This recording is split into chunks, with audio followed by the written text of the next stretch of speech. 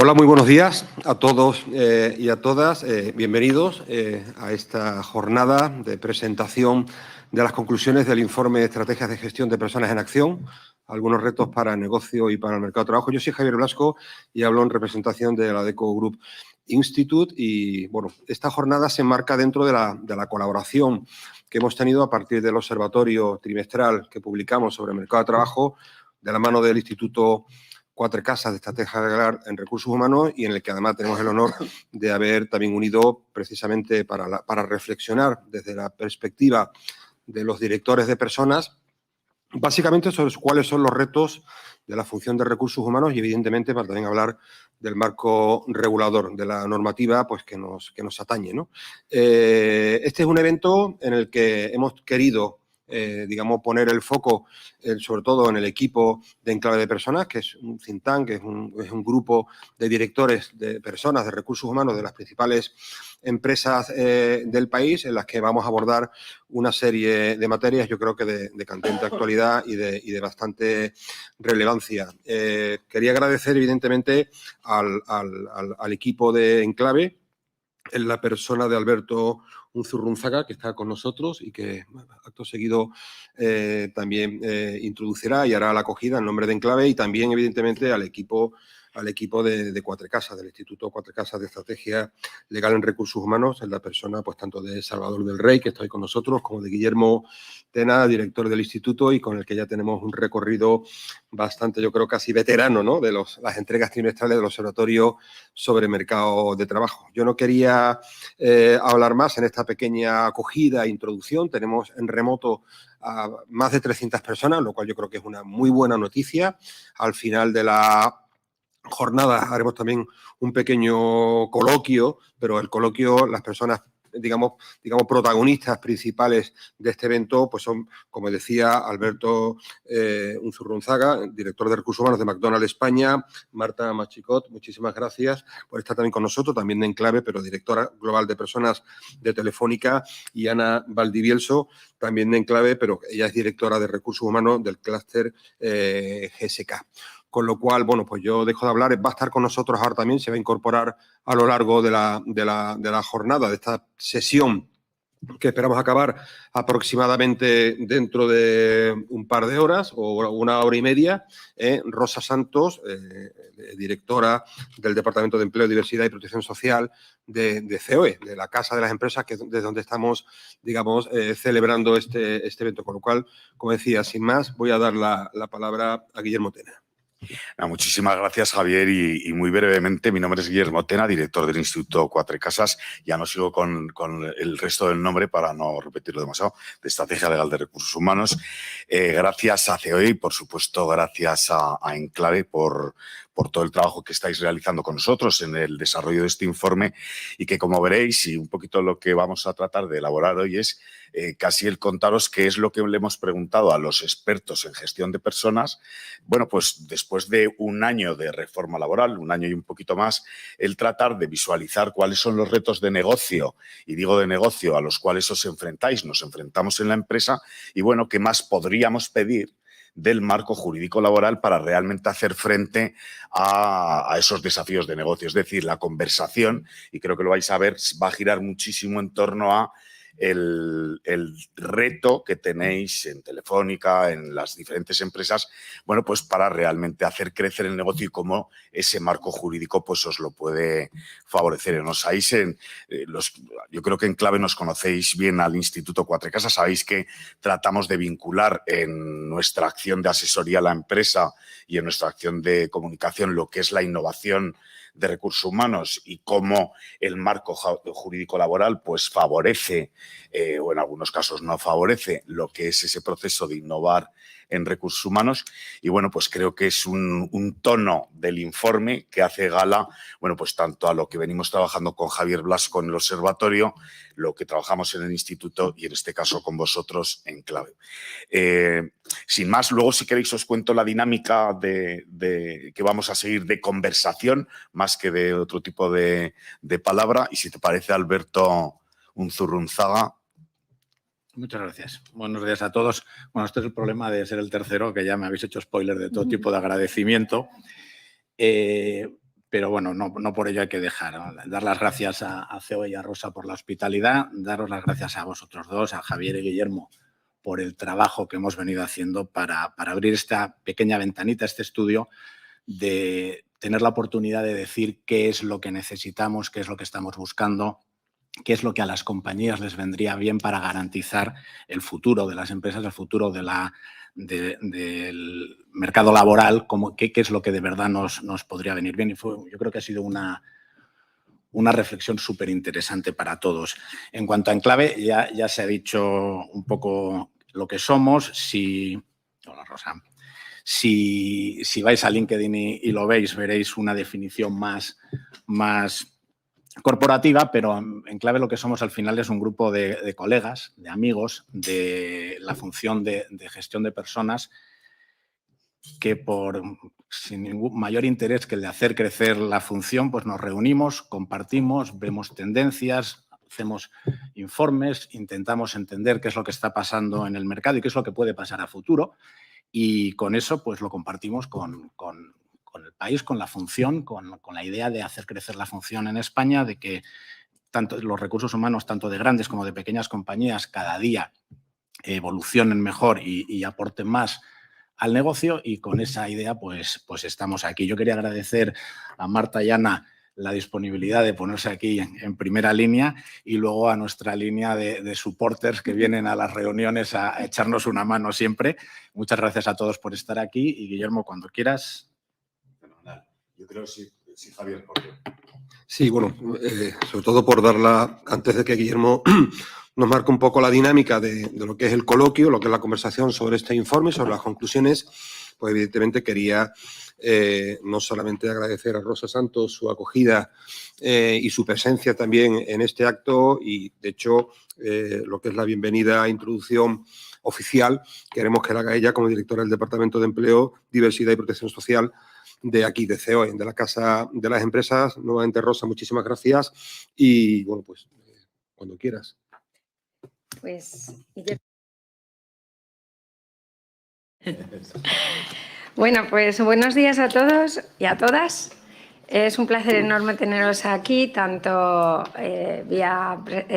presencialmente a los que estáis, como a los que estáis asistiendo a través de la pantalla. Quiero, en primer lugar, agradeceros a los tres organizadores, Alberto Enclave, Javier, Adecco y Guillermo, Instituto Quatre Casas.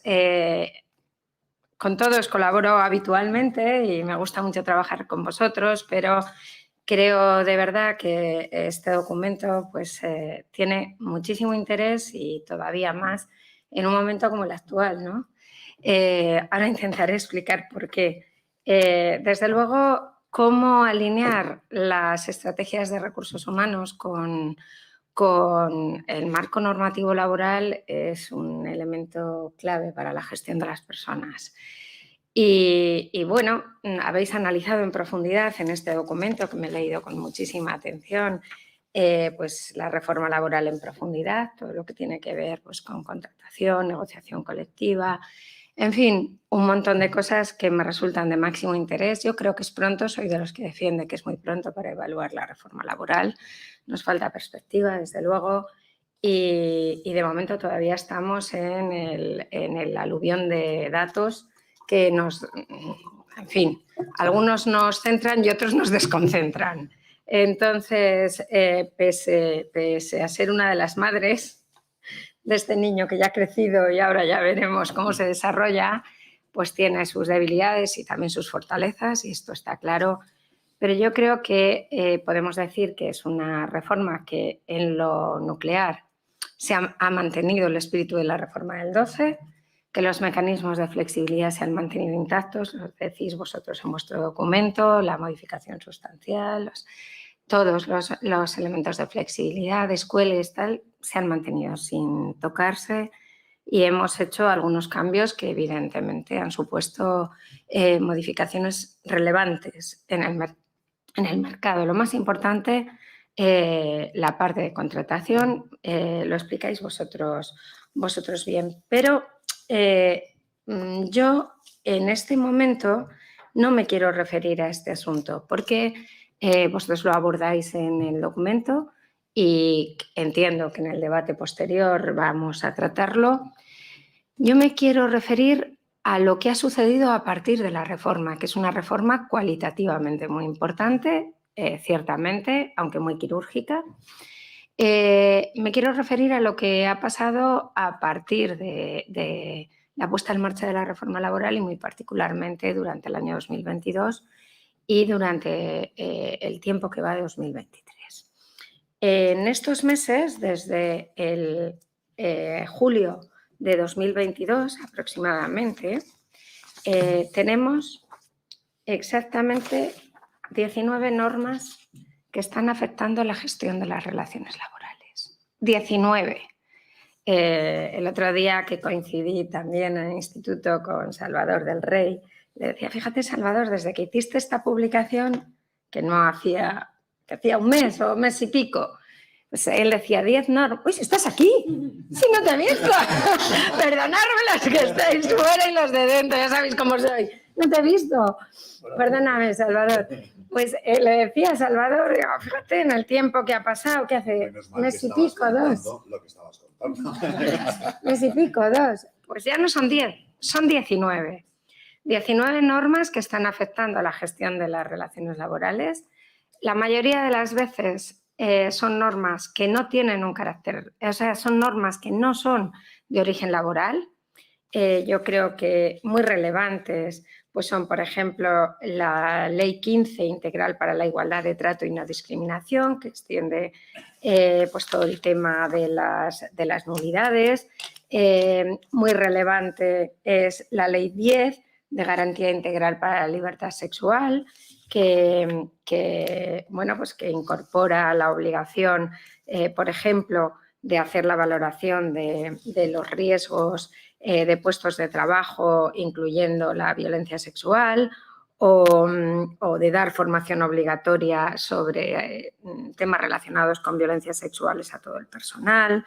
El Código Penal, que ha sido tan relevante, y esa modificación de tanta confusión y que provoca tanta inseguridad jurídica en el ámbito empresarial y en la gestión de los recursos humanos y sobre todo muy particularmente de las contrataciones, ¿no?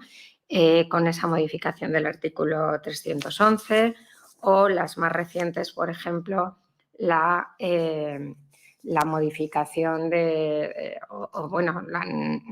decreto ley sobre sequía, que nos obliga en algunos casos a hacer planes de contingencia a gran velocidad para los trabajadores que están expuestos a altas temperaturas.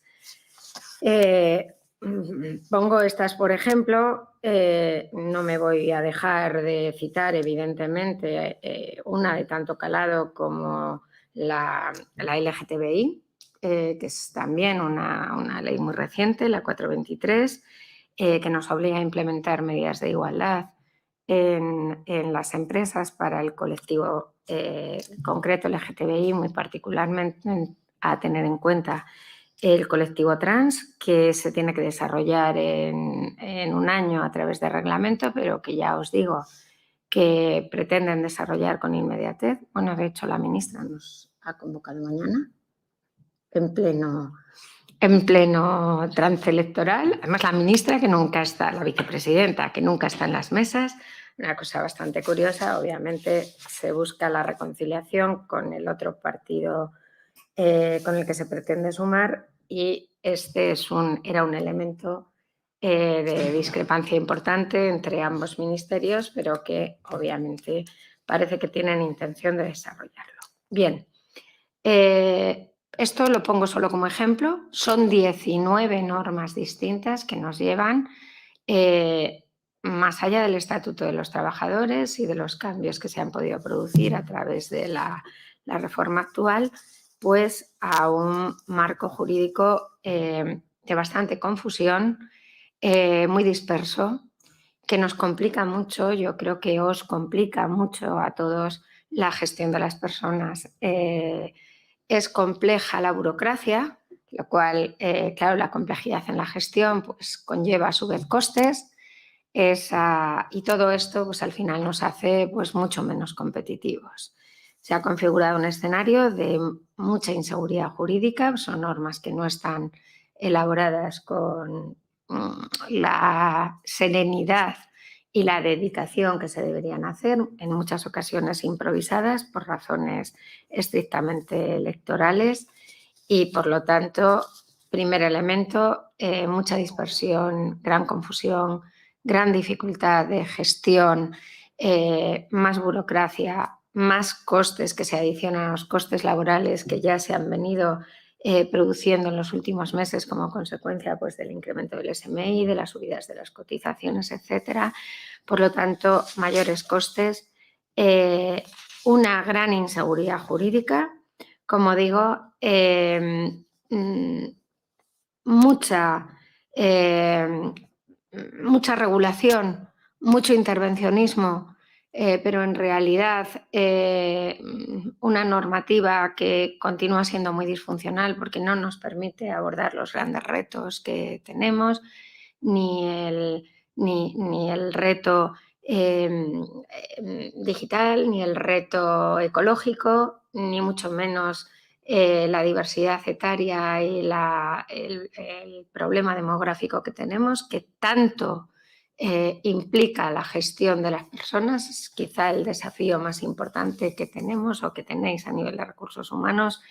En definitiva, estamos hablando pues, de unos cambios que en muy pocos meses han venido a modificar de manera sustancial nuestro marco jurídico tradicional, como decía, en la mayoría de las ocasiones a través de normas que no tienen origen laboral y, por lo tanto, falta también esa idea de unidad unitaria que debería alumbrar todo nuestro derecho y, por lo tanto, que nos están complicando bastante la vida. Nosotros, ¿qué defendemos desde las organizaciones empresariales? Desde las organizaciones empresariales, nosotros lo que estamos defendiendo es que necesitamos que el legislador intervenga menos en las relaciones laborales, que se aparte la burocracia y, por lo tanto, que se aparten los gobiernos, es decir, que nos sobra intervencionismo y que necesitamos un marco jurídico que sea seguro, lógicamente, que sea previsible, que nos permita planificar estrategias. Hombre, nos hemos acostumbrado desde el COVID, luego la guerra, la inflación, la dificultad de llegada de materiales, nos hemos acostumbrado, os habéis acostumbrado todos a ser adaptativos, a ir gestionando a las personas como podemos, pero es verdad que en la mayoría de los casos desbordando el marco legal. Esto es así. Lo hicimos durante el COVID y lo hemos estado haciendo permanentemente ahora. Entonces, pues necesitamos un marco jurídico que sea adaptativo, que nos permita, con mayores dosis de flexibilidad, adaptarnos a toda esta realidad cambiante y además cambiante a una velocidad vertiginosa, ¿no? Esto no va a cambiar, parece, en los próximos tiempos, ¿no? Entonces, desde nuestro punto de vista, hay que dejar mucho más paso a la negociación colectiva y se tiene que apartar un poco el legislador y, por supuesto, la burocracia de los gobiernos. Y voy a decir ya de los gobiernos porque, claro, tenemos aquí pues, 17 comunidades autónomas que no digo que legislen en materia laboral, pero que luego los criterios interpretativos, más la jurisprudencia, más Europa, tenemos aquí un marco jurídico que cada vez y cada día se complica más, que cada vez es menos flexible.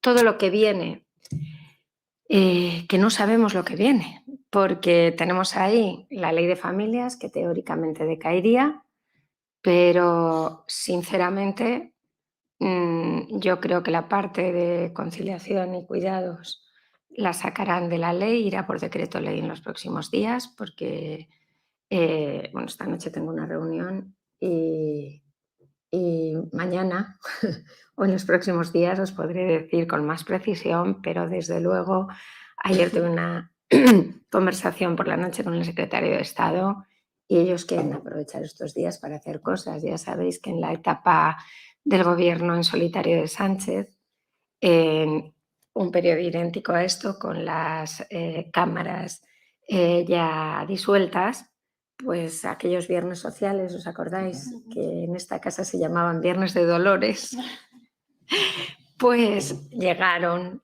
por esa vía el decreto ley 6 de igualdad, llegó el del registro horario, llegó el de 28 de diciembre que incluía la subida del SMI del 19%. Entonces, bueno, yo veo que hay como mínimo 3 o 4 cosas en las que si les da para demoscópicamente tener cierto repunte, pues van a salir. Y auguro, aunque creo que esta noche lo sabré con más claridad, mi pronóstico es que va a salir la parte de conciliación que estaba en la Ley de Familias. La Ley de Familias obviamente decae, pero la parte de conciliación van a poder justificar la extraordinaria y urgente necesidad porque es una transposición de una directiva que expiró su vigencia, la vigencia para la transposición en agosto del año pasado. Entonces, mal o bien y en periodo electoral la presidencia española del Consejo se va a asumir. Entonces, bueno, pues es difícil entrar sin haber, estando en riesgo de sanción, ¿no? Por otro lado, como ya en aquel periodo existió aquella fórmula y no ha tenido consecuencias, la Diputación Permanente tiene perfecta posibilidad de avalar esos decretos. En aquel momento lo discutimos mucho, pero bueno, ya hay ese precedente. Van a poder justificar la extraordinaria y urgente necesidad. Tienen una mayoría amplia en la Diputación Permanente y es bastante probable que esa parte salga. Porque además tiene pues, un interés electoral evidente. La parte que nos preocupaba a todos tantos y que nos preocupa a todos los que nos ocupamos de cuestiones relacionadas con las personas, de la transposición de la Directiva de Condiciones Transparentes, pues esta evidentemente puede seguir el mismo camino. Le pasa exactamente lo mismo. Expiró el plazo de transposición en agosto pasado y esta ya sabéis que nos preocupaba muchísimo porque contiene medidas que recortan muchísimo el poder de organización y de dirección de la empresa y dejan prácticamente en manos del trabajador todo lo que es, todas las decisiones que tienen que ver con la gestión del tiempo de trabajo. Esto pues es francamente preocupante. Nosotros en el ANC hemos dejado ahí una especie de estela que esta noche intentaremos transmitir al secretario de Estado para que no intervengan en estas cuestiones, que dejen a la negociación colectiva que lo haga. Cuando yo os decía hace un momento, nosotros creemos que necesitamos un marco jurídico más seguro, más previsible, más flexible y más adaptativo. Creemos que el método de gobernanza han de ser la negociación colectiva. Esto nos va a obligar a todos a hacer una negociación colectiva mucho más sofisticada, más profunda. El legislador nos ha permitido desde hace muchos años abordar determinadas materias que no estamos abordando en la negociación colectiva. Lo hizo el del 12 y lo hemos hecho en la reforma del 21 y debemos agotar todas las posibilidades que nos da la negociación colectiva pues en todas las materias, desde la estructura de salarial, por poner un ejemplo, eliminando todos esos pluses que tienen un sesgo de género evidente y que nos van a dar al final un gap de desigualdad importante que vamos a tener que justificar. Ya se nos han quedado también obsoletos los decretos de igualdad. Acaba de publicarse hace 2 semanas la directiva de salario transparente, que es la que hace la equivalencia entre puestos de igual valor, y ahí ya se habla de otras cosas, se habla de un 5%, se habla de dar la información al trabajador que lo solicite, en fin, hay 3 años para transponerla, pero vamos, si quieren en periodo electoral, incluso igual se vienen arriba y hay otro cambio en materia de igualdad que necesitan reconciliar a las asociaciones feministas de la izquierda que se han dispersado con todo el tema de la ley del CSI y del enfoque LGTBI, sobre todo trans, que ha tenido Podemos estos meses, ¿no?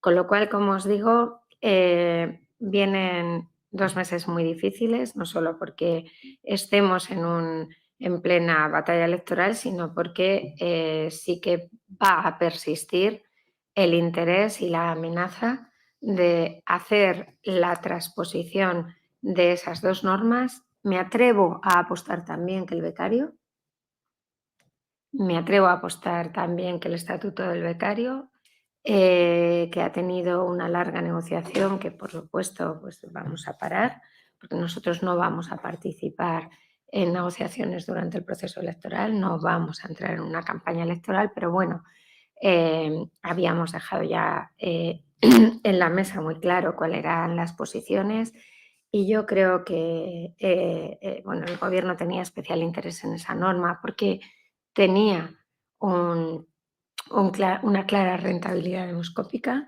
Entonces me atrevo a apostar porque como mínimo las 2 transposiciones y el estatuto del becario van a ir y quizá algo más en materia de igualdad que suponga una vuelta de tuerca a lo que ya existe, solo quizá.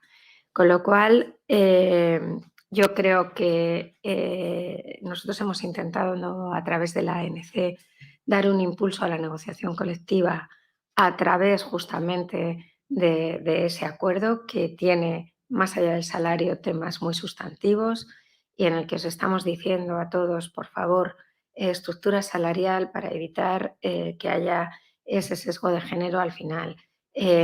Grupos profesionales para que la movilidad dentro del grupo sea posible y por lo tanto tengamos mayor flexibilidad. Temas de jornada anual, horarios flexibles. Por favor, los criterios de compensación de la distribución irregular de la jornada. Nada de lo que va ahí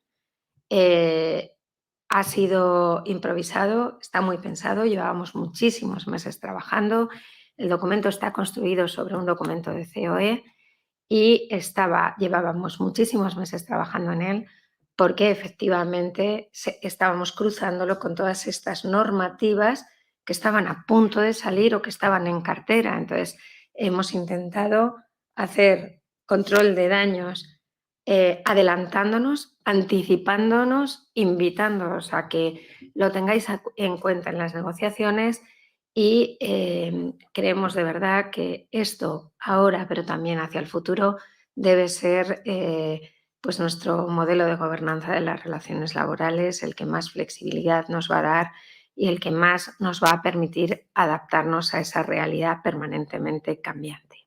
Y yo lo dejo aquí. No sé, Javier, si he sido buena. Muchísimas gracias, Rosa, ha sido buenísima. Gracias bueno, ya lo dije antes, por la acogida, pero sobre todo por compartir con nosotros estas reflexiones y estas aventuras, ¿no? Digamos, de tanto calado, de tanta trascendencia en momentos efectivamente absolutamente, no sé si llamarlos disruptivos, pero bueno, retadores seguro que lo son. Con lo cual, yo le voy a dar inmediatamente la palabra a Guillermo porque pasemos ya a la segunda parte de la jornada. Bueno, fenomenal, Javier, y muchísimas gracias, Rosa, yo creo que escuchándote me retrotraía al momento en el que empezamos a pensar en hacer el informe, ¿no? Dices, es parte de un contexto en el que hay que operar negocios y que hay que gestionar personas, ¿no? Entonces, creo que nos has dado una introducción fantástica pues para decir, oye, ¿por qué escribimos lo que hemos escrito? ¿No? Y de alguna manera, por recordaros, lo que hicimos fue el empezar haciendo una encuesta, ¿vale? Con ese objetivo que os decía al principio de identificar retos, los desafíos más importantes que tenemos en la empresa ante la situación o ante el marco jurídico laboral para operar los negocios. Y entonces, la dinámica que vamos a seguir, hemos identificado los 5 retos que más preponderancia, que resultados más significativos han tenido en la encuesta, ¿de acuerdo? Y lo que vamos a ir haciendo es revisando con Marta, con Alberto y con Ana, pues un poquito la respuesta que nos dieron los expertos y, bueno, luego un poquito vuestra opinión, si os parece. Entonces, mirad, si me podéis poner el primer desafío que, independientemente, yo estoy totalmente de acuerdo con algo que decía Rosa, la reforma laboral, la última reforma laboral, pues evidentemente no tocó lo relativo a flexibilidad interna, no se modificó lo relativo a despidos y causas, ni tampoco lo relativo a descuelgues de convenios, pero cuando hemos preguntado o cuando hemos valorado cuál sigue siendo uno de los desafíos más relevantes en la empresa, la necesidad de flexibilidad sigue siendo la estrella de las estrategias de gestión de recursos humanos. Y aquí, por ejemplo, simplemente por destacar que entre todas las preguntas que hacíamos hemos señalado la que mayor relevancia ha tenido, con un 79%, cuando preguntamos a los expertos, nos piden mayor agilidad y facilidad en la aplicación de procedimientos colectivos de suspensión o de reducción. Y aquí quería empezar un poquito, Alberto, si te parece, comienzo por ti.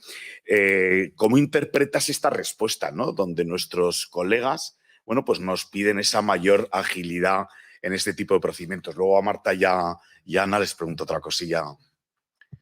Me hace gracia lo de los expertos porque yo creo que antes de la pandemia nosotros habíamos hecho un ERTE en 20 años y hicimos 500, no sé cuántos en nada, ¿no?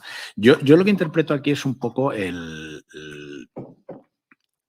todo el papeleo, toda la burocracia, toda la negociación que hace falta. Estamos de acuerdo, en mi caso, que hace falta el sentarnos con la representación legal de los trabajadores, el llegar a un acuerdo, el fijar, el ver por qué queremos hacer esos procesos, pero lo que buscamos es que haya una mayor agilidad en todo el proceso, desde los tiempos de estas reuniones hasta una vez que sale ya y sale hacia la administración y el SEPE se hace cargo de tiene que pagar una parte, pues que suele haber un retraso, una dilación, mucho tiempo en esos pagos, lo cual nos lleva muchas veces a que por situaciones concretas de poco tiempo nos encontremos con que las personas afectadas, la parte que tiene que hacerse cargo el SEPE, pues que tarde mucho más y nos complica sobremanera la propia negociación.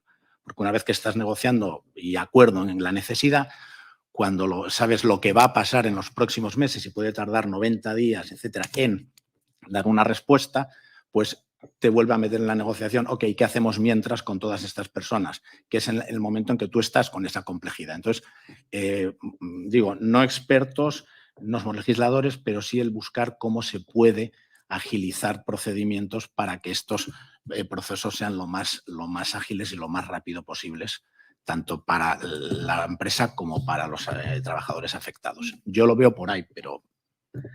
No lo he dicho, pero si cualquiera queréis intervenir en cualquier momento, nos lo decís, ¿eh? O sea, que en ese sentido, totalmente. Hay una cosa, Alberto, y te pregunto a ti un poquito, Marta, desde el punto de vista de tu empresa, en Telefónica, ¿cómo entendéis la flexibilidad? Yo creo que siempre partimos de la base de que es súper necesaria, o sea, y consultamos y sigue saliendo como la estrella de la estrategia de recursos humanos, etcétera, etcétera, pero bueno, sigue siendo. Y quiero preguntarte, oye, ¿es realmente necesaria esa flexibilidad?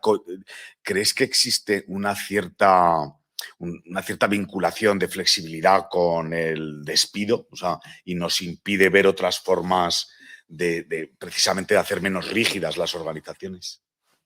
Pues yo creo que sí, ¿no? De hecho, la mayoría de veces cuando hablamos de flexibilidad acabamos hablando de flexibilidad de salida, y creo que al final es un tema muchísimo más amplio de dinamismo general, ¿no?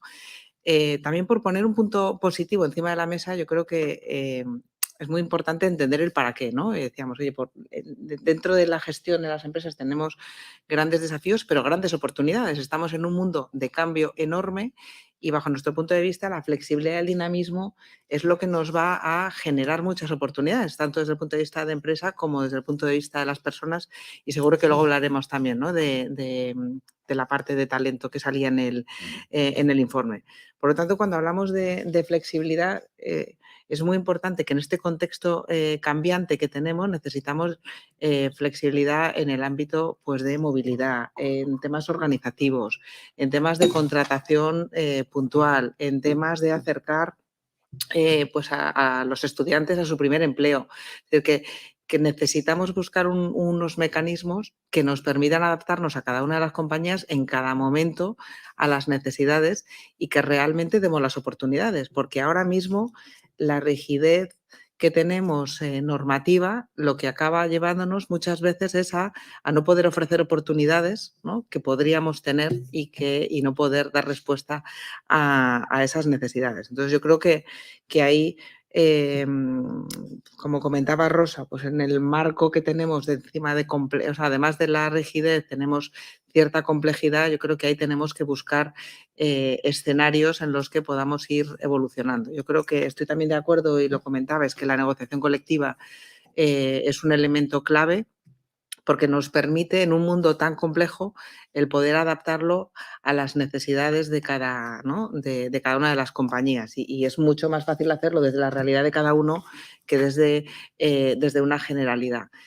Y otro concepto que creo que para mí es importante es que habitualmente tiene un concepto negativo, la flexibilidad. O sea, nosotros creemos en la flexibilidad, que la flexibilidad es totalmente compatible con garantías laborales y con montar un ecosistema, ¿no?, muy garante de los derechos de los derechos laborales, y que lo que fomente es el crecimiento profesional, ¿no? Y suelen ser conceptos que se ven antagónicos, ¿no? Flexibilidad es algo que destruye empleo o que busca reducir las condiciones. Entonces, yo creo que ahí tenemos la oportunidad de girarlo, porque viendo las oportunidades yo creo que seremos capaces de poder adaptar un poco mejor los temas, no solo los temas normativos, sino que nosotros como empresa nos podamos adaptar mejor a esta realidad. Sin duda, yo creo que el tema de flexibilidad, espada de Damocles, ¿verdad? Pues es la típica asociación consciente o inconsciente que muchas veces vivimos.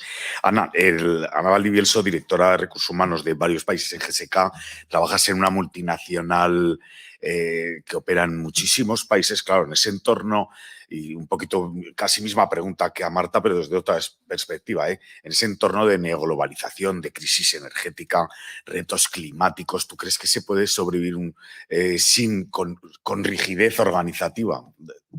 Pues estoy totalmente alineada con lo que ha comentado Marta, y para nosotros flexibilidad es competitividad y flexibilidad supone oportunidades para España. Nosotros, por supuesto, competimos en el mercado farmacéutico en España con otras farmacéuticas, pero dentro del entorno GSK competimos con otros países por traer recursos. Y lo que vemos es que la falta de flexibilidad nos hace perder oportunidades como país y nos hace perder oportunidades de desarrollo de nuestras personas en la organización.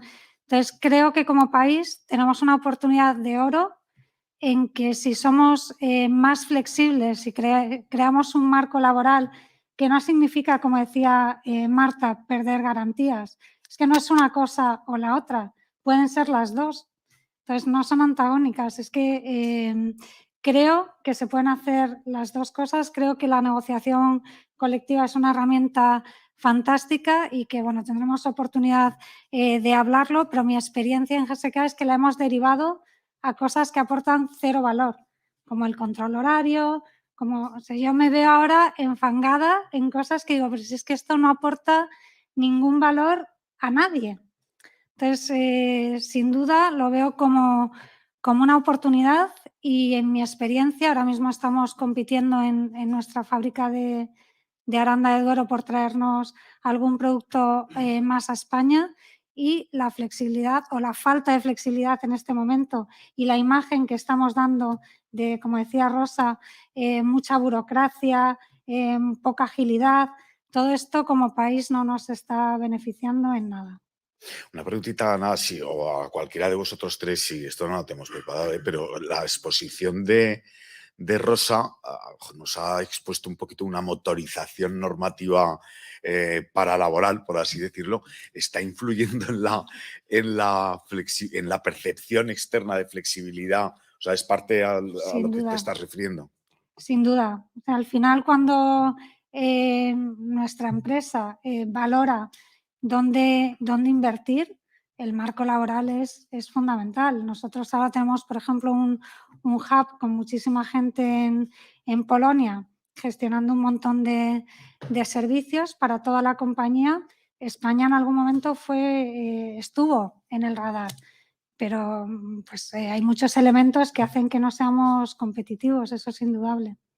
Fenomenal, Ana. Alberto, Marta, pasamos al segundo, o si tenéis algún comentario me lo vais diciendo, ¿vale? Para ir, como os decía, con cierta agilidad.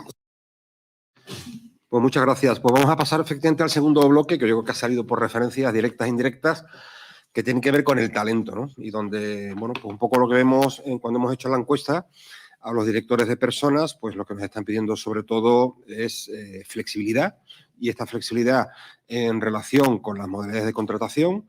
Nos hablan también de flexibilidad en todo lo que tiene que ver la atracción y la gestión del talento, no solamente propio, sino también el talento a través de otras figuras, de otros colaboradores.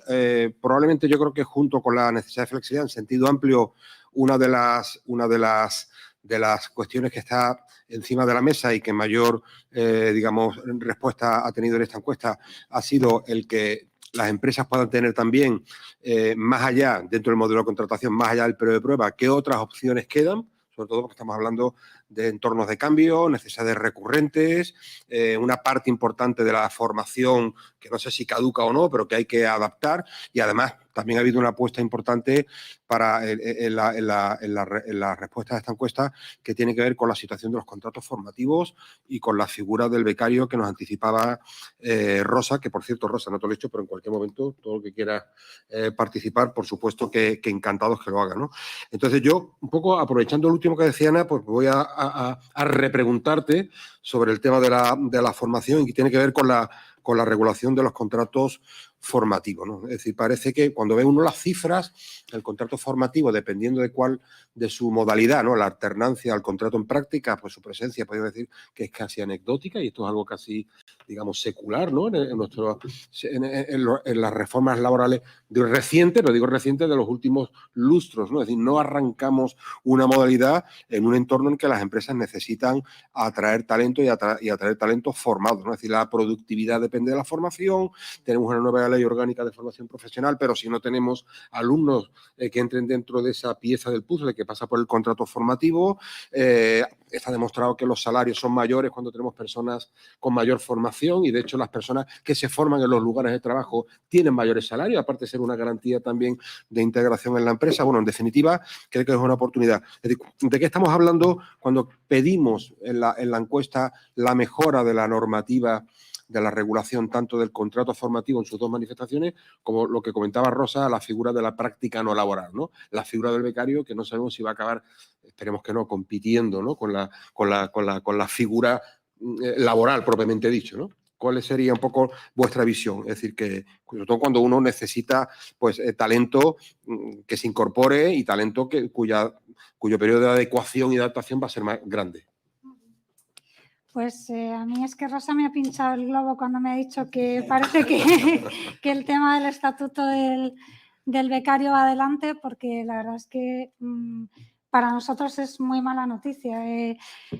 Nosotros tenemos ahora mismo aproximadamente unos 100 becarios, con un marco que nos funciona tanto al becario como a la empresa, porque como decías, es una forma de transicionar estupenda entre la vida académica y la vida laboral. El becario recibe una formación práctica, nosotros tenemos la oportunidad de conocerles. La verdad es que nos funciona estupendamente bien. Lo que hemos visto del estatuto del becario, la realidad es que pues, no nos gusta mucho, y creemos que otra vez es perder oportunidades, ¿no?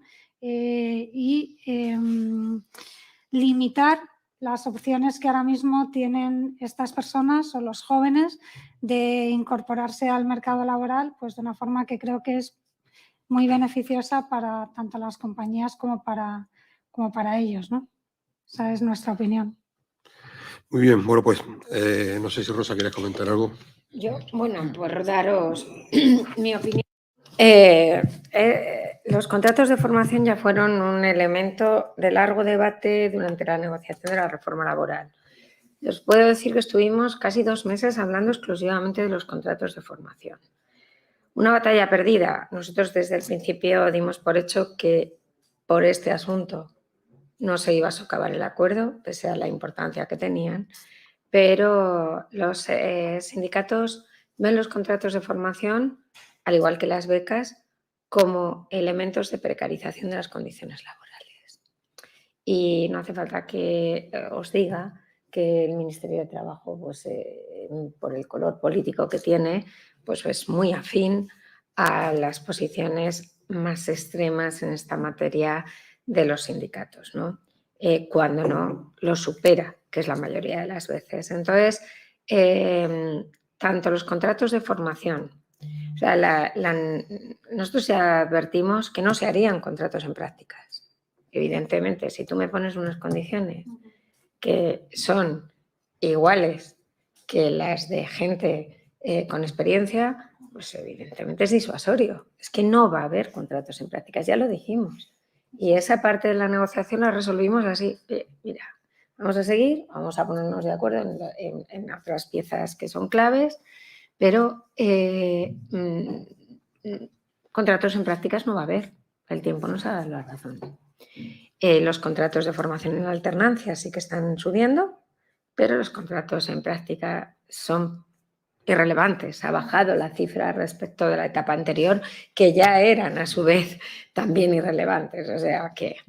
Y ahora, en el debate del Estatuto del Becario, pues no sé, que llevamos más de un año, pues nos encontramos otra vez con esa misma visión prejuiciosa de la figura del becario como elemento de precarización, ¿no? Como personas sobre las que se están cometiendo permanentes abusos. Y la verdad, nos oye mucha gente y yo no debería decir lo que voy a decir ahora, pero lo voy a decir porque ya me conocéis.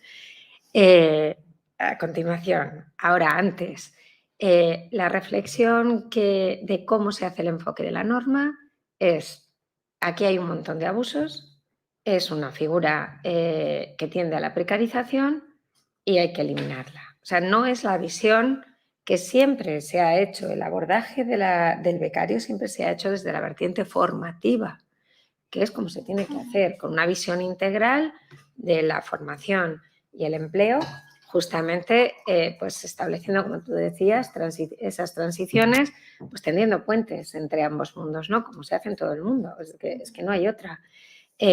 Para nosotros es absolutamente imprescindible que el egresado, que el estudiante salga bien formado, que sus habilidades y sus competencias se adecúen al mundo laboral y para los estudiantes también, las cosas como son. Nosotros estamos en este largo año recibiendo asociaciones de estudiantes que están al margen de los sindicatos y esto es lo que nos transmiten también los estudiantes, ¿no? Y yo he tenido un montón de reuniones con la CRUE, con la Conferencia de Rectores, las he tenido con los consejos sociales de la universidad, las tengo con centros de formación profesional y este es el sentir general. Y ahora voy a decir lo que no debería. Ha llegado un momento en el que ya no estamos debatiendo acerca de la, ¿cómo decirlo? De la calidad de esa formación en la empresa. Nosotros hemos estado un año entero hablando de esto, de la calidad de la formación de la empresa en la empresa y desde esa perspectiva nosotros siempre hemos dicho que queremos dar garantías para que si se están produciendo abusos que serán contados, pues no se produzcan. Pero en los últimos 2 meses se está produciendo una situación que desde mi punto es escandalosa. Y es que ya viendo que la cosa salía antes de la convocatoria electoral, pues aquí ya sálvese quien pueda.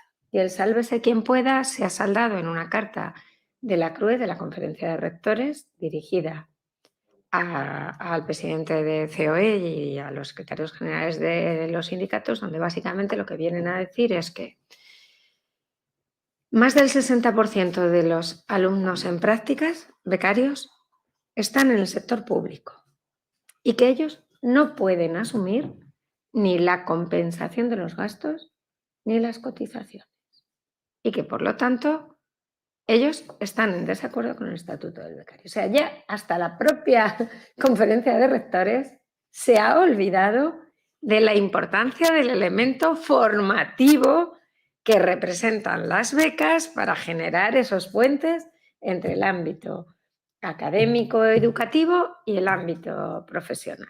Y está hablando de lo suyo, porque en el fondo cogen alumnos en prácticas, esta vez sí, para sustituir puestos de trabajo. Y estamos en este debate. En este debate estamos, que es muy desolador y muy absolutamente desanimante en el mundo privado. Los que estáis hablando, tú tienes 100 becarios, Telefónica acaba de sacar con la SEPIE, bueno, las hemos sacado, luego no sé qué hemos hecho porque estamos aquí nadando en una inseguridad jurídica brutal. ¿Cuántas? También, no sé si 140 creo que son, y muchas empresas lo están haciendo. Bueno, yo tengo casi el 100% de garantías de que esta norma va a salir. En la conversación de ayer por la noche, sin perjuicio de lo que hablemos esta noche, el secretario de Estado me preguntó específicamente por ella, Rosa, ni el Estatuto del Becario. Mira, no, nosotros no vamos a entrar en un proceso electoral, pero yo ya sé que vosotros la vais a querer sacar. ¿Qué hemos intentado asegurar en este proceso? Pues, visto que está todo perdido, seguridad jurídica. Seguridad jurídica porque vemos que cada vez está más difícil de delimitar la frontera entre el artículo 11 y las becas. Entonces, con toda seguridad se van a quedar las becas para procesos de formación de chicos y chicas que están cursando grados, o sea, titulaciones, bien sean de FP, bien sea de universidades, incluidos másteres y doctorados, pero no egresados. Con toda seguridad, los egresados van a ir al artículo 11. Necesitamos clarificar esa frontera, porque es que si no la inspección nos va a chicharrar. De hecho, ya está sucediendo, ¿no? Y se ha mezclado el debate climatístico al que acabo de referirme de la universidad, que, perdonadme, es bastante deplorable. Entonces, ahora mismo tenemos ahí un totum revolutum en el debate bastante importante. Entonces, ¿qué hemos intentado en los últimos días? Pues viendo que ya, porque nosotros hemos mantenido unidad de acción con el ámbito educativo y con el ámbito universitario durante este año. Y nosotros hemos llevado a la mesa pues muchas argumentaciones que venían tanto de la CRUE como del ámbito educativo. Y en estos 2 últimos meses ha pasado lo que os cuento, entonces ahora lo que queremos es seguridad jurídica, que queden claramente delimitadas las fronteras, que se cercenen cuanto menos posible esas becas cuando los chavales están estudiando, están en proceso de formación, de ahí nuestro interés en las extracurriculares. Ahora andan con el número de horas, dejándolas en algo prácticamente irrelevante, 480 horas dicen, o un 15%, pero por titulación. O sea, eso no llega a 2 meses y evidentemente ninguna empresa se va a enfangar para eso, con toda la burocracia que necesitamos. Plan de formación individual, mentorización individualizada, cotización, que es más la burocracia. Nosotros nunca nos hemos, al revés, nosotros estamos intentando hacer entender a las empresas pequeñitas que cogen gente en prácticas, que las cogen como una labor de responsabilidad social, no es el caso vuestro, pero en el caso de la FP van mendigando a la pequeña empresa que coja alumnos en prácticas, es que si no, no pueden titular. Y esta es la realidad. Entonces, cuando la gente dice, no queremos pagar, no, mentira, mentira. El mundo empresarial, el ámbito privado, prefiere compensar los viajes o la comida o lo que sea que darle una propina en vez de 300 euros al alumno. Y esta es la realidad. Y cuando hemos hablado de cotizar, estamos hablando de una exoneración del 95%, que estamos hablando de 8 euros al mes. Y metemos a los chavales en la carrera de cotización para la jubilación, que si no vamos a tener en el futuro pobres porque habrán tenido carreras completamente irregulares. ¿Hay alguien en el ámbito empresarial que no vaya a poder afrontar el pago de 8 euros mensuales? Pues no, porque si lo hubiera, que no cojan gente en prácticas. Lo digo, ya sabéis que tengo el defecto de ser clara, pero es que estamos hablando de algo muy serio como es la formación de los alumnos y de cómo tender puentes entre el mundo de la formación y el del empleo para garantizar su empleabilidad y, por nuestra parte, la captación de talento y la fidelización. Y ahí es clave la formación, esta y la de después, la formación continua. Y yo os soy sincera y con esto acabo, no entiendo cómo podemos fidelizar a la gente con contrarios precarios, con una rotación permanente. Yo creo que vosotros, las empresas grandes, los que estáis en estos ámbitos, debemos ser ejemplares.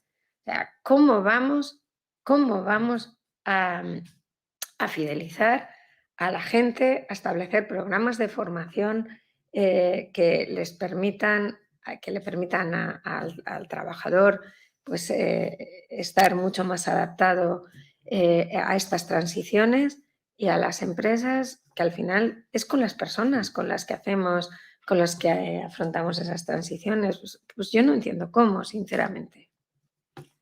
Muchas gracias, Rosa, por tus reflexiones. Marta, parece que esto del aprovisionamiento del talento, junior, senior, es una especie como de proceso de ósmosis, ¿no?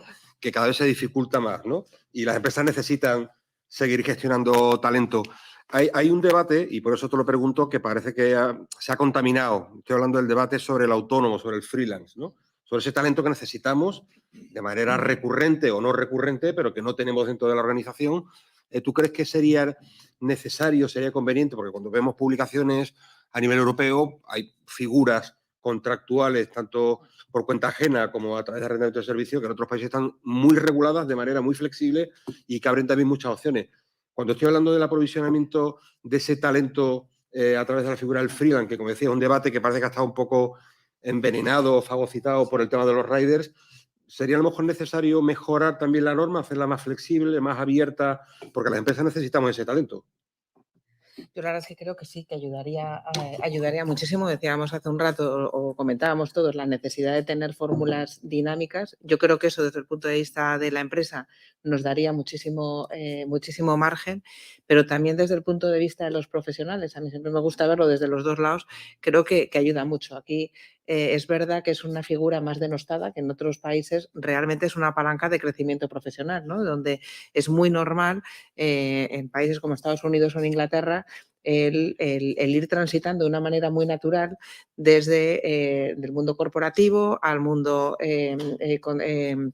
de freelance, incluso además con escenarios súper flexibles, donde uno puede decidir cuándo adapta su, ¿no? Cuánto tiempo quiere trabajar, cómo quiere trabajar, incluso el pluriempleo, ¿por qué no? ¿No? En un contexto tan dinámico, el poder trabajar en varios sitios a la vez. Entonces, yo creo que sería una palanca, creo que es una palanca fundamental, y creo sinceramente que es importante el avanzar, tanto desde el punto de vista normativo como desde el punto de vista también, yo creo que de imagen de la figura, y sinceramente creo que ayudaría muchísimo desde todos los puntos de vista, ¿no? Entonces y de hecho, ¿no? Lo comentaba también Ana, es que, o sea, el mundo del talento es un mundo global, y de hecho, después de la pandemia, donde se han acelerado muchísimo todos los temas de trabajo en remoto, es que competimos por el mismo talento. Y hay otras geografías que sí son capaces de tener este tipo de mecanismos mucho más flexibles y que, por lo tanto, pues pueden ¿no? Pues tener mucha más accesibilidad a talento, que ahora mismo pues aquí podemos estar limitados. Entonces, yo creo que no solo es deseable, sino que es una necesidad y una oportunidad que nos podría ayudar a posicionar España como un mercado laboral potente que nos permita atraer gente de otros sitios. Muchas gracias. Alberto, dentro de las necesidades de flexibilidad, uno de los debates, o mejor dicho, totalmente vinculado al modelo o a la última reforma laboral, que se centró sobre todo en el modelo de contratación, ¿en qué queda la contratación? ¿No? Porque al final yo no sé cómo acabarán los jueces interpretando la naturaleza jurídica de estas diversas fórmulas nuevas, unas expansivas, otras que parece que se reducen, pero las cifras nos dicen que las empresas poco a poco han ido sintiéndose cómodas en la gestión de la temporalidad, bien a través de la empresa de trabajo temporal, bien con la contratación temporal directa. ¿Cuál es vuestra visión? ¿Cuál es tu visión de la reforma en cuanto al contrato de duración determinada en sentido estricto. Aparte de que luego también puedas, si quieres comentar, pues la figura del fijo discontinuo, ¿no? Es decir, cómo se combinan, si son compatibles entre sí o no, qué inseguridades os genera, qué necesidades tenéis también. Rosa, que contesto aquí. A ver, el tema de la temporalidad estadísticamente se ha trabajado muy bien. Se ha reducido estadísticamente la temporalidad. La realidad es que la temporalidad que existe, y hay una temporalidad que existe por el propio país, en nuestro sector, hostelería, turismo, este es un país que recibe 70 millones, más de 70 millones de visitantes y que fundamentalmente los recibe en verano. Entonces, el trabajo normal sobre todo zonas de costa, zonas turísticas, es que hay un pico muy alto en verano que se solía trabajar con contratos temporales. Ahora hemos pasado al contrato fijo discontinuo mayoritariamente, o al de 90 días, que es un poco más caro, pero al fijo discontinuo.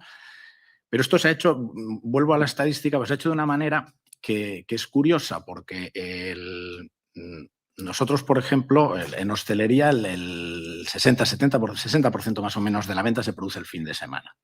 Entonces, mucha de la contratación es contratación a tiempo parcial. Entonces, la nueva reforma lo que dice es que se podrá hacer el fijo discontinuo a tiempo parcial, pues siempre y cuando se regule en el convenio colectivo. Cuando esto se aprueba, había de 52 convenios de hostelería, no llegaba a 16 los que lo tenían regulado. Entonces, ¿qué ha pasado el verano pasado? Que la inspección ha mirado para otro lado, porque se ha seguido haciendo esa contratación a tiempo parcial por todo el país cuando no estaba regulado en los convenios colectivos. Y los sindicatos lo que han intentado es llevar esos mínimos, esa negociación a máximos de horas de tiempo contratado. Entonces, hay situaciones, Costa del Sol, sitios donde la estacionalidad ha bajado mucho, donde se puede perfectamente llegar a unos mínimos de 5 o 6 meses de llamada mínima. Pero hay otros sitios donde, no quiero entrar en ningún entorno concreto, pero en Teruel, que tiene la fiesta del Torico y poco más, no se puede llegar a esos niveles. Entonces, esto se está usando como herramienta de negociación y está complicando muchísimo, muchísimo la situación, porque la realidad es que existe una temporalidad. El fraude, totalmente de acuerdo que existía, y el solapamiento de contratos, para eso debe estar la inspección.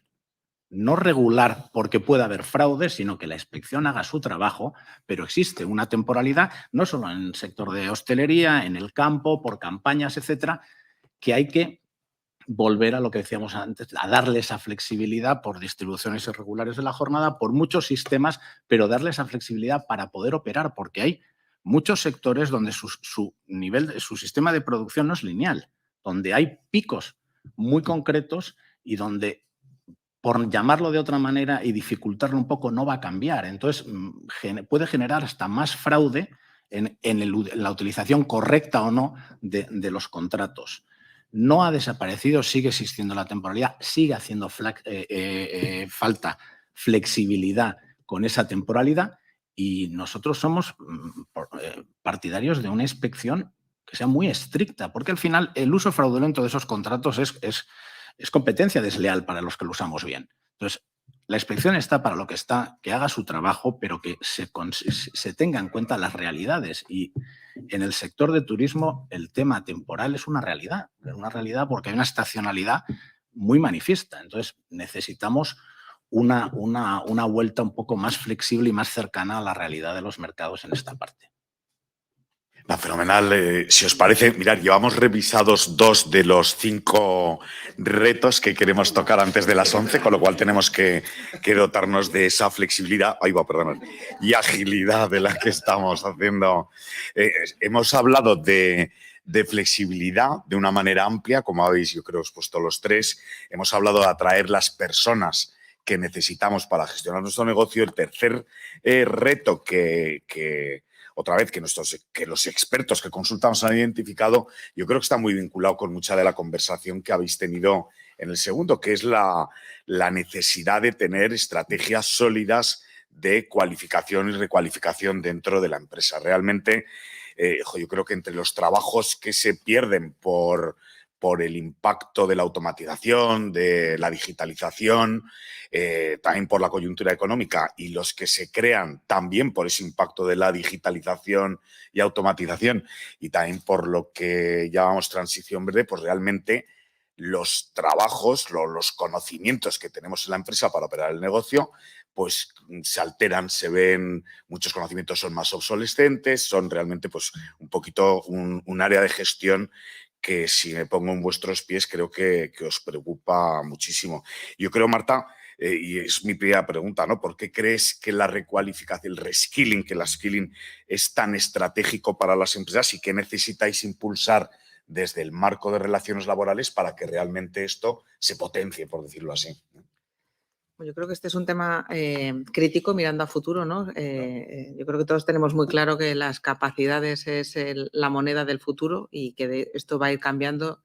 Hablabas del impacto de la digitalización, pero todo esto nos va a llevar a necesidad de seguir adquiriendo nuevas capacidades de una manera muy dinámica, ¿no? Y eso ha cambiado radicalmente la manera en la que abordamos esto dentro de las compañías, ¿no? Habitualmente pues teníamos planos formativos muy específicos para cada uno de los colectivos, ¿no? Y ahora esa necesidad incremental ha hecho que hayamos cambiado la mirada, ¿no? Y nosotros como compañía lo que tenemos que hacer es crear ecosistemas muy potentes de formación y dar toda esa formación, obviamente específicamente a los que necesitan hacer esa transición, pero ofrecerlo en sentido mucho más amplio, ¿no? Y ahí también tiene que cambiar la perspectiva individual, donde ya no es hago la formación que necesito para mi puesto de trabajo, sino también necesitamos crear ese apetito de la gente de que quiera aprender, ¿no? Entonces, yo creo que ha cambiado mucho la manera en la que ofrecemos la formación y la gestionamos en las compañías y está cambiando mucho la manera en que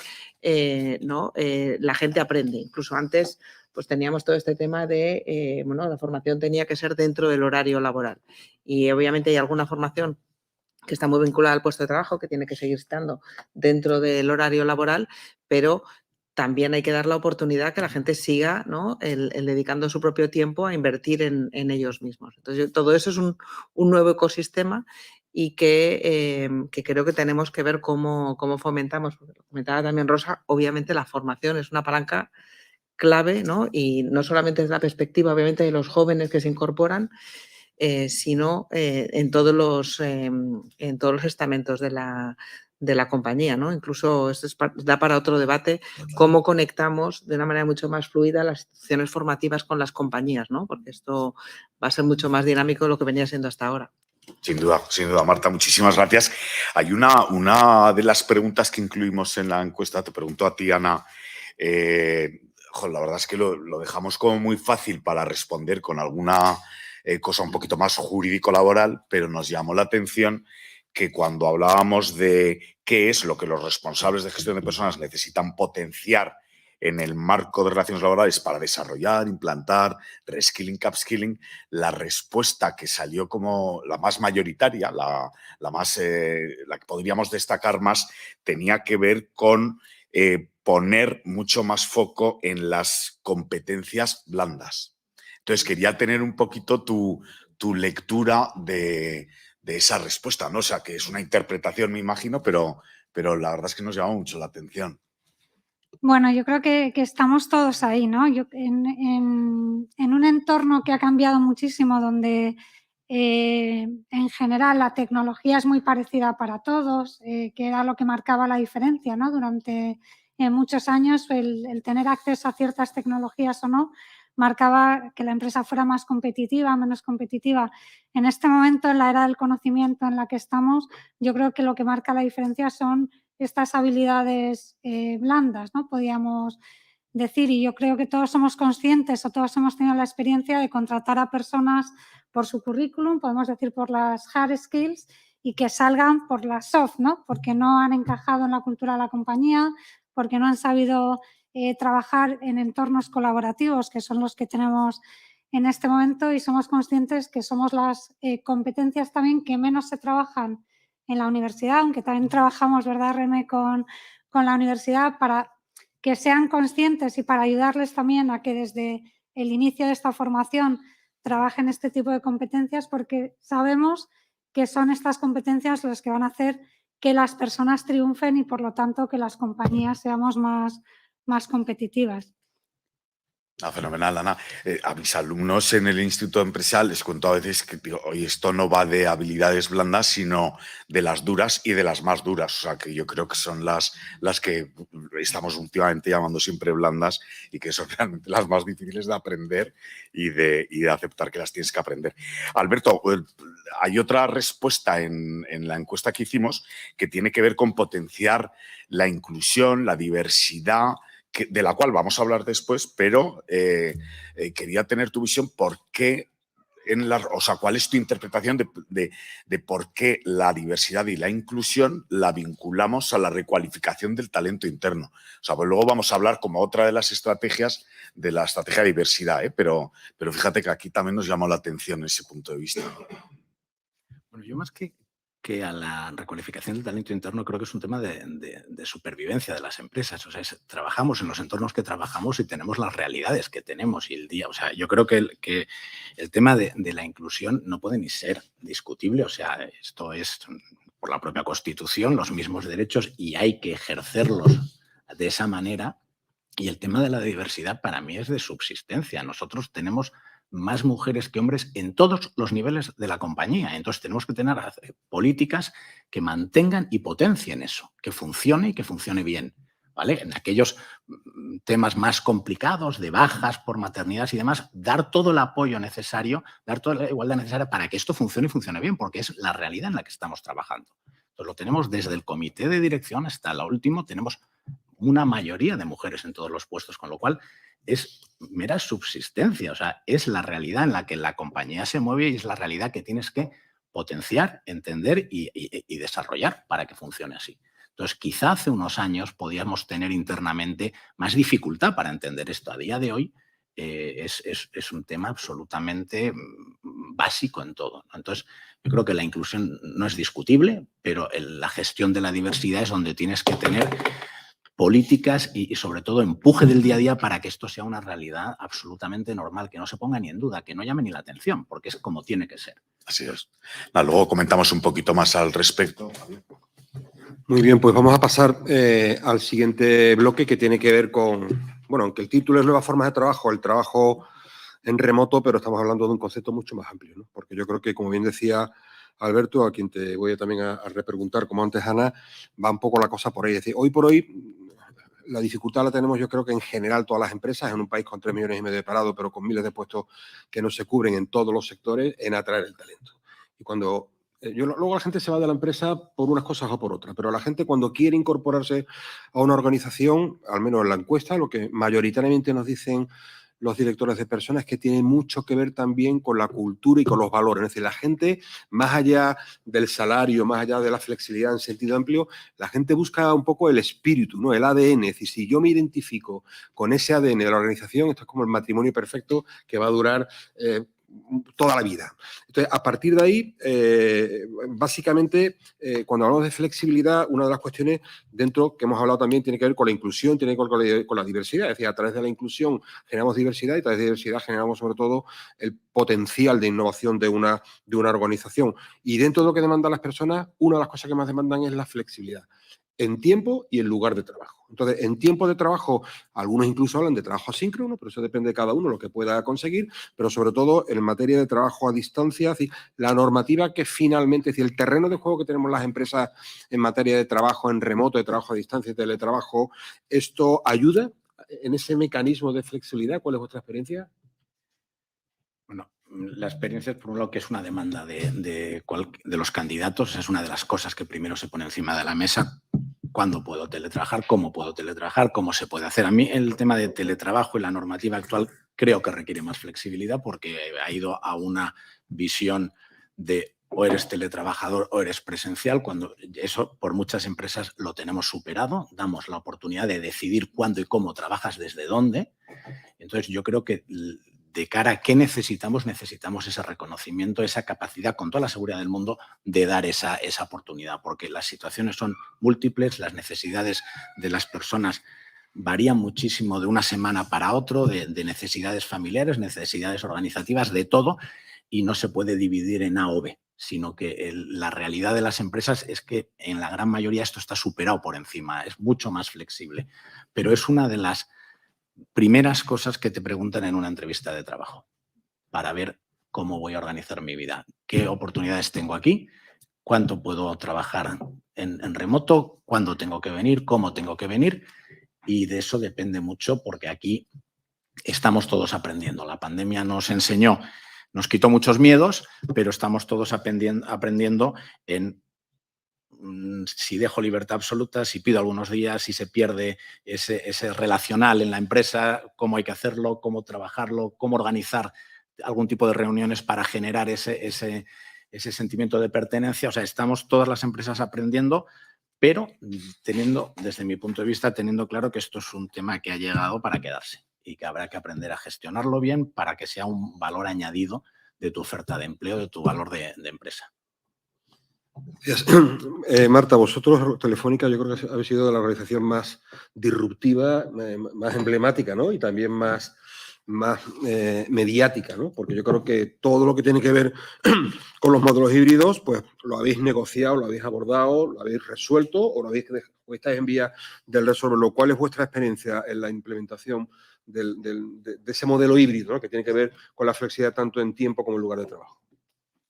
Bueno, y quizá también por nuestro negocio también teníamos cierta ventaja respecto a otros sectores, ¿no? Que la tecnología siempre te ayuda a estas cosas. De hecho, antes de la pandemia ya teníamos implementados modelos. Es verdad que la pandemia nos ha servido de acelerador de una ruta que teníamos ya definida y que nos permitió ir muchísimo más rápido, ¿no? Entonces, para nosotros el concepto híbrido es la clave, lo comentabas, ¿no? Luego toda esa parte de conexión y de cultura es relevante, pero para nosotros tiene que ser un derecho que sea universal, ¿no? Y de hecho lo tenemos así normado en los diferentes acuerdos y de hecho estamos ahora trabajando en un acuerdo marco a través de la UNI para terminar de firmarlo, y para nosotros es un tema que tiene que ser voluntario, tiene que ser reflexible y además un modelo flexible, ¿no? Y cuando digo flexible es porque nos permita, además de, como decía Alberto, que luego cada persona lo pueda adaptar a las necesidades de cada momento,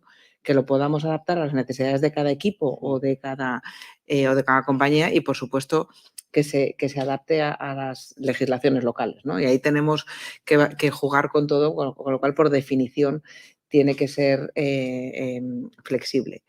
Tenemos diferentes modelos, ¿no? Porque no todas las estructuras operativas o no todos los convenios nos permiten tener esa flexibilidad, pero para mí el futuro al que hay que ir es a que tengamos temas mucho más dinámicos, ¿no? Porque creo que el derecho al teletrabajo está muy bien, pero no siempre podemos mantener que se tengan que ser los martes y los jueves, ¿no? Entonces, creo que a veces en determinados colectivos el empezar por fórmulas más fijadas nos permite generar ¿no? el dar ese primer paso, pero estoy convencida de que a futuro esto va a ser algo muchísimo más dinámico y que se va a autorregular, ¿no? Pero claramente yo creo que es un tema en el que quizá el mayor hándicap que vamos a tener o que estamos teniendo a veces puede ser las legislaciones, ¿no? O sea, porque de repente, o sea, en un mundo en que estamos intentando que sea mucho más flexible, mucho más dinámico,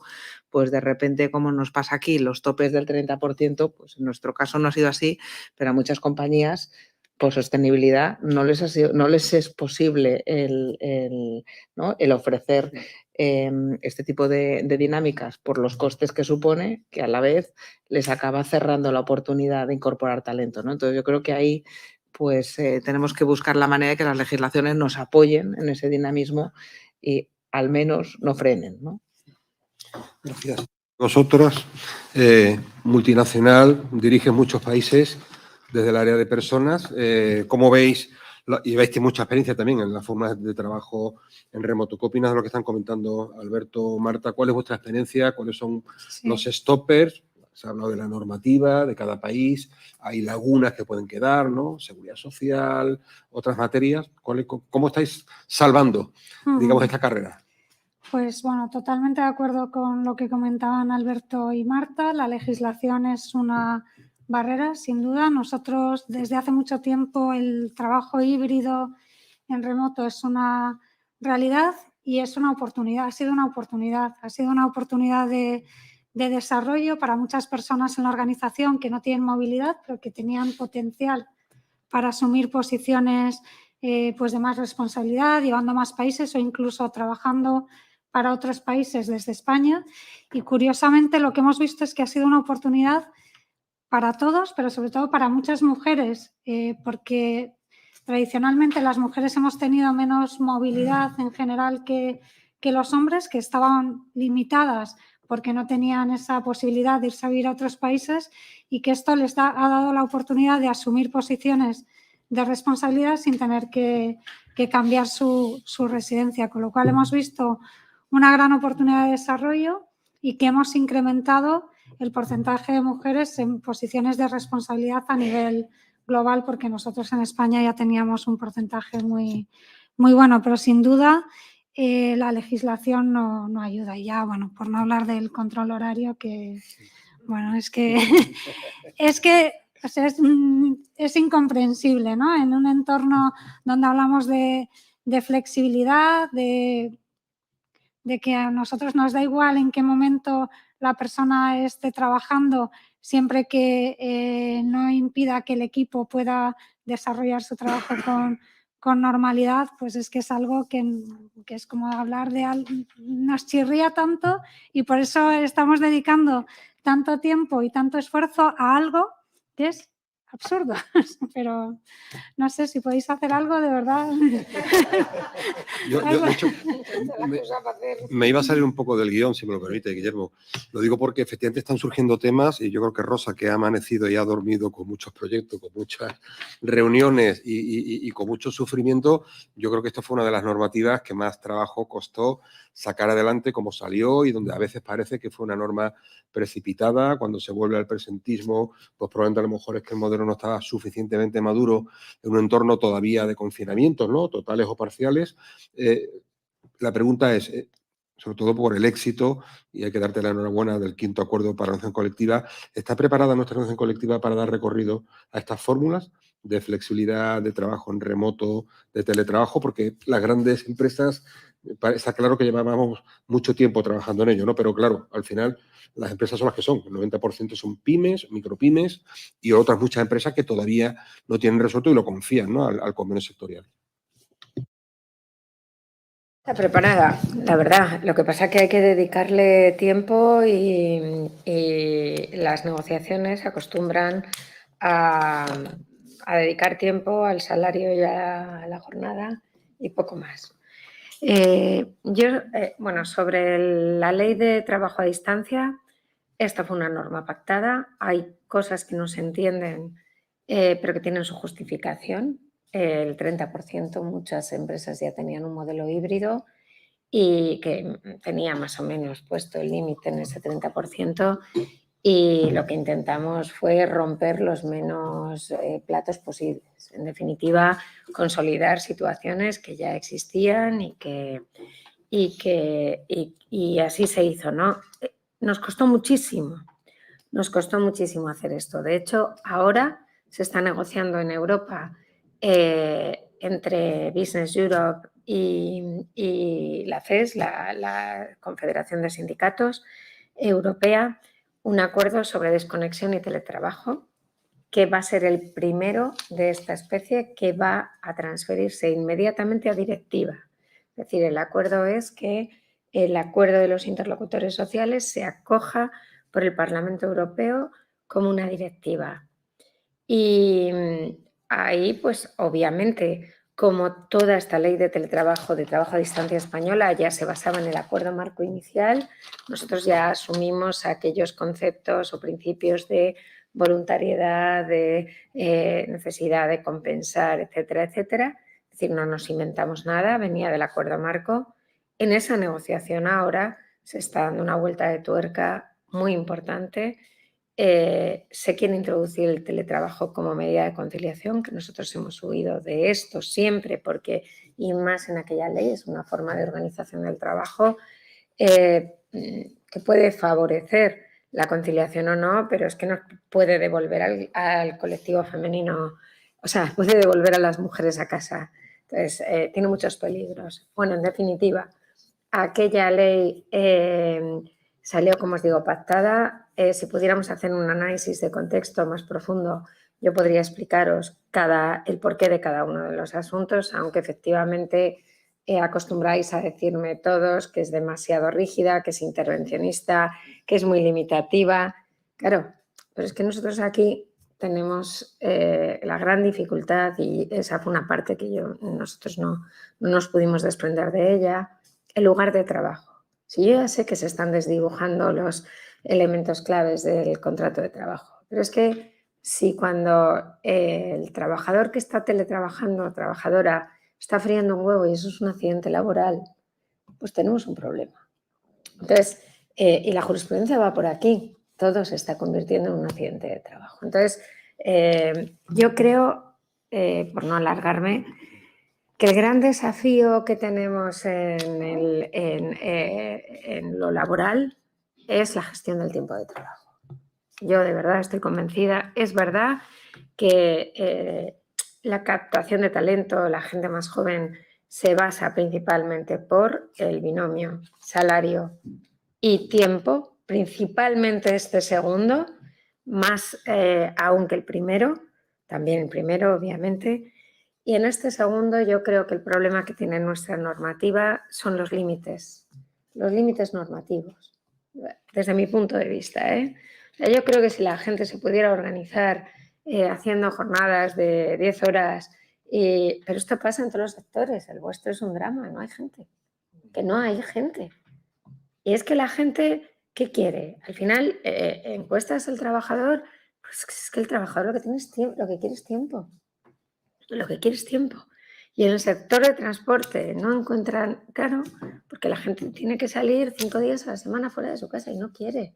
Y ya se están experimentando en recursos humanos con cuestiones curiosísimas, ¿no? Como pues las zonas de descanso en carretera de la propia empresa, el relevo en caliente, cosas que eran inimaginables para incorporar a las mujeres a ese ámbito, Pues es que yo creo que de verdad todos estos límites están basados en una forma, en un trabajo presencial que, bueno, pues que ahora ya está olvidado y creo que es el gran reto que tenemos de futuro. Por eso digo que creo que la negociación colectiva debe emplearse a fondo en establecer un marco de flexibilidad horaria y de jornada mucho mayor al que tenemos ahora, mucho más allá del número de horas que se trabajan al año, que es a lo que se ha dedicado tradicionalmente a la negociación colectiva.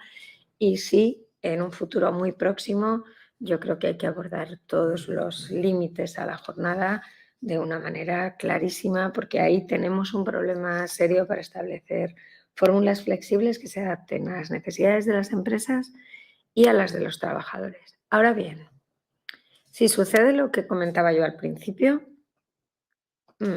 esto puede ser peor. Es decir, esto que estabas comentando y que todos queremos, evidentemente, ahora yo quiero el teletrabajo, pero no tiene por qué estar, a lo mejor resulta que esta semana pues me va mejor el martes. Bueno, pues la norma que tiene preparada el Gobierno para la transposición de la Directiva de Condiciones Transparentes imposibilita eso, porque la basa en la previsibilidad de las condiciones de trabajo del trabajador. O sea,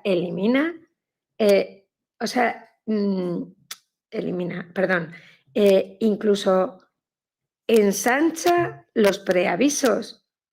Entiende que preavisos cortos, o sea, nosotros que intentábamos que ya, por ejemplo, el preaviso de los 5 días de la distribución irregular de la jornada desapareciera o se acortara, y en muchos convenios ya se está cortando, se ha llevado 2 días, tal se pueda o no se pueda, esto se estaba haciendo y además es bueno para todos, ellos los ensanchan por la previsibilidad de las condiciones, ¿no? Entonces, ojo que esa norma, no tanto la directiva, porque la directiva prevé la posibilidad de que haya trabajos que no sean previsibles, como de hecho existe.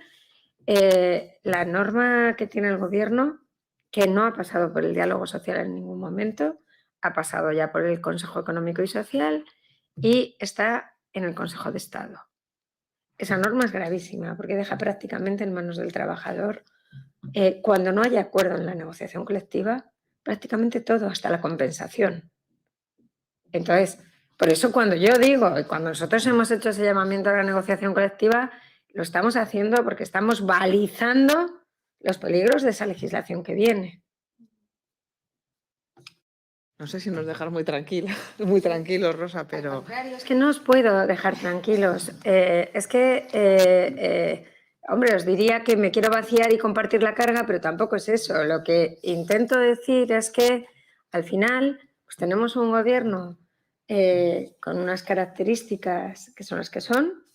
A través del diálogo social y de los acuerdos hemos hecho en unas ocasiones control de daños y en otras incorporar elementos pues, que eran muy interesantes. Hemos llegado hasta donde se ha llegado, pero al final pues, es un gobierno de las características que ha hecho toda, hasta ahora, su balance antes de convocar las elecciones, no digo del de la vicepresidenta segundo, digo del gobierno, su balance eran los asuntos sociales y ahora pues van a hacer campaña sacando pecho de los asuntos sociales. Y si queda algo por hacer, vía decreto ley, será social. Y mucho me temo que no vamos a poder establecer equilibrios. Es lo que intento transmitiros. Oye, nos hemos quedado sin tiempo para analizar más en detalle el último desafío que queríamos tocar. Es cierto que nos hemos quedado sin tiempo, pero no quiero dejar de nombrarlos. Ahí es que uno de los retos, el quinto que identificamos, que se identificó como más relevante pues, para poder desarrollar los negocios, es el que tiene que ver con la gestión de la sostenibilidad y dentro de la gestión de la sostenibilidad, de los factores ambientales, sociales o de gobernanza, todo lo que tiene que ver con diversidad. Entonces, simplemente daros una pincelada de la que yo creo que es más relevante de lo que salió. Os dejo una opinión súper rápida y súper concisa a cada uno, que no os voy a hacer ni pregunta, y damos por concluido un poquito el acto. Es interesante, y además lo habéis comentado antes, que la respuesta que yo creo que más nos debe de inspirar es que lo que esperamos o lo que se espera, según la encuesta que hicimos en cuanto al marco de relaciones laborales y diversidad, es ampliar el concepto de diversidad. O sea, realmente se vincula muchísimo diversidad con diversidad de género, un poquito mínimamente con diversidad de edad, pero realmente, bueno, pues hay otras formas como capacidades distintas, etcétera, etcétera. Ampliar el concepto de diversidad pues ha sido lo que más resuena de las respuestas. Si queréis, Marta, Alberto, Ana, súper rápido para poder terminar lo menos tarde posible. Marta. Bueno, yo creo que cuando uno tiene claro que diversidad es crecimiento, ¿no? Crecimiento profesional y crecimiento para la compañía, te ayuda a ver la diversidad de una perspectiva muchísimo más amplia. Obviamente, mujeres, discapacitados, jóvenes, pero lo cierto es que cuando empezamos a ver a la gente como un conjunto de capacidades, de experiencias y de intereses, eso nos abre una diversidad enorme y eso además nos va a ayudar a poder medir esa diversidad de los equipos, que hasta ahora era más compleja, ¿no? Con lo cual yo creo que nos viene un mundo en el que vamos a poder maximizar y medir mucho mejor y acelerar el tema de la diversidad de los equipos. Muchísimas gracias. Bueno, yo como resumen ya he dicho lo que opinaba, que la diversidad es un más que está con nosotros, que tenemos que gestionar. Creo que hay una entrada que el tiempo nos va a hacer ir cambiando de mentalidad, que es la generacional. Creo que con cómo vamos con la propia demográfica del país, de crecimiento, de menos jóvenes, más adultos, cada vez vamos a tener que trabajar más con personas de mayor edad, en flexibilidad, de esos reskillings que hablábamos, de que puedan reorganizarse, incluso en flexibilidad, de que puedan volver del mercado de la jubilación en un momento dado de manera muy fácil al mercado laboral, porque la realidad es la que tenemos y el país está envejeciendo. Yo creo que ahí sí hay requiere un cambio de mentalidad de todos, de las administraciones, pero también de las empresas en cuanto a la contratación y el uso del talento con más edad. Alberto.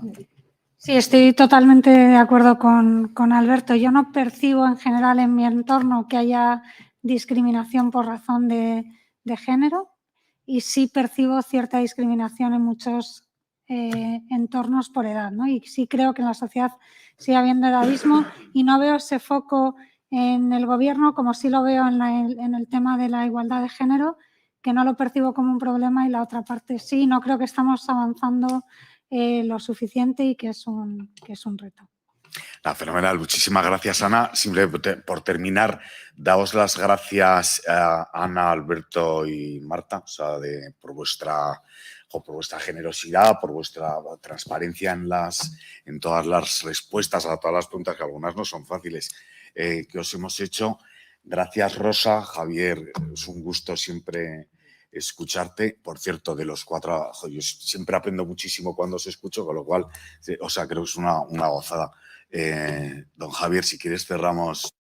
Bueno, muchas gracias, Guillermo. Bueno, reiterar el agradecimiento a las personas que participan con nosotros en este coloquio y que han liderado también esta encuesta, y al resto de personas que están aquí con nosotros del equipo de Enclave, todos directores de personas de grandes organizaciones, que yo creo que son una muestra más que representativa, ¿no?, de lo que demanda esta función del legislador, pero también en general de cada uno de los stakeholders, del diálogo social, de los agentes, y también agradecer evidentemente a las personas que están con nosotros conectadas en remoto. A lo largo de los próximos días este documento lo tendrán en versión, digamos, publicada, ¿no?, en versión para poder imprimir, para poder leer en formato digital a través de las páginas web de cada una de las organizaciones que hemos lanzado esta iniciativa, a través del Enclave de Personas, a través del Instituto Cuatro Casas de Estrategia Legal de Recursos Humanos y a través del Grupo ADECO. Y por mi parte, pues nada más, agradeceros la presencia. Rosa, nuevamente, gracias por tu acogida, gracias por brindarnos el espacio de COE y gracias también por compartir tus reflexiones, tu experiencia y también tu visión de futuro. Así que con esto damos por terminado el acto. Muchas gracias.